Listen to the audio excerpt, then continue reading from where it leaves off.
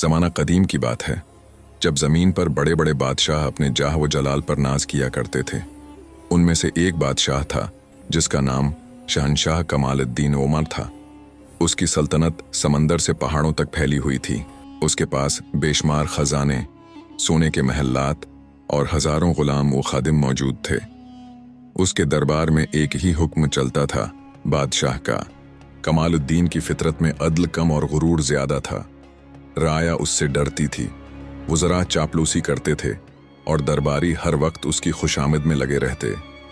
किसी को हिम्मत नहीं होती थी कि उसकी आंखों में आंख डालकर सच बोले। महल में 100 से ज्यादा नौकरानियां थीं जो सुबह से शाम तक काम में मसरूफ रहते।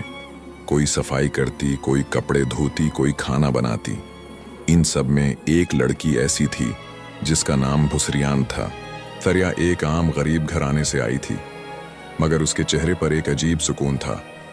वो न किसी से ज्यादा बात करती, न शिकायत करती।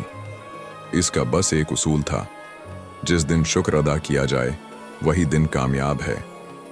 महल की दूसरी नौकरानियां अक्सर उसे छेड़ते, सरिया तू इतनी मेहनत करती है, फिर भी तेरी आंखों में गम क्यों नहीं? वो मुस्कुरा कर कहती, गम तो उनके लिए है जो अल्लाह को भूल जाते हैं। मैं तो बस अपना काम अल्लाह के नाम पर करती हूँ। एक दिन महल में बड़ी तकरीब थी। बादशाह के दरबार में दूसरे मुल्कों के सफीर आए हुए थे। सारे दिन महल में भाग दौड़ रही। थरिया सुबह से रात तक काम में मसरूफ रही। कभी खाना पेश किया, कभी सफाई की, कभी पानी भरा। जब सब मेहमान जा चुके तो महल सुन्नाटा पकड़ गया। रात के आखिरी पहर में सरिया बादशाह के कमरे की सफाई के लिए गई। वो इतनी थकी हुई थी कि सांस लेना भी भारी लग रहा था। बादशाह का कमरा सोने और खुशबुओं से भरा हुआ था। नरम बस्तर पर चांदनी की रोशनी पड़ रही थी। थरिया ने झाड़न हाथ में ली, मगर कदम डगमगाने लगे। उसने सोचा, बस 2 लम्हे बैठ जाऊं, फिर काम मुकम्मल कर लूंगी। वो बस्त्र के एक किनारे पर जरा सा बैठी और आंखों पर नींद का गलबा ऐसा हुआ कि उसे खबर ही न रही कि वो कब सो गई। कुछ देर बाद बादशाह आया। वो किसी काम से बाहर गया था। कमरे में दाखिल होते ही उसकी नजर बस्तर पर सोई हुई नौकरानी पर पड़ी। उसके चेहरे पर थिकन और मासूमियत थी, मगर बादशाह के गुरूर ने वो चेहरा ना देखा। उसने सिर्फ अपनी तौहीन देखी। गुस्से से वो चीखा, ये गुस्ताखी किसने की? मेरे बस्तर पर सोना, ये जर्म नाकाबिले माफी है। महल के खादिम दौड़ते आए।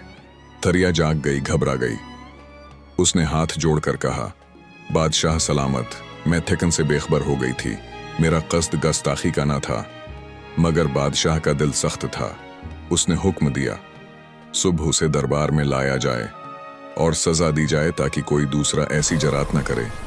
अगली सुबह महल के दरबार में मजमा लगा। बादशाह तख्त पर बैठा था। दरबारी खामोश थे। सरिया को लाया गया। उसके चेहरे पर खौफ नहीं, सुकून था। बादशाह ने कहा, क्या तुम्हें मालूम है कि तुमने किया जुर्म किया? सरिया ने नरमी से कहा, जी मैं जानती हूं कि मैंने एक गलती की, मगर वो नादानी थी, गुस्ताखी नहीं।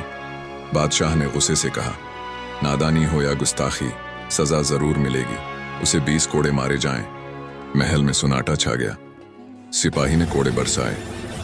थरिया ने हल्की सी कराह निकाली, मगर उसके लबों पर मुस्कुराहट बाकी रही।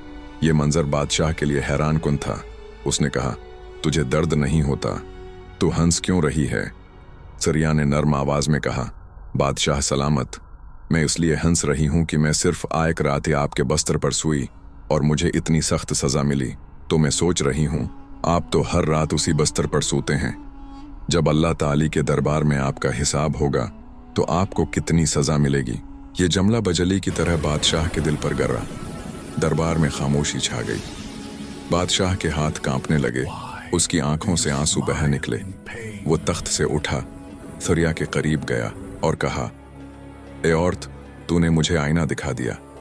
मैं समझता था कि मैं इंसाफ पसंद हूं, मगर आज मुझे मालूम हुआ कि मैं जालिम हूं।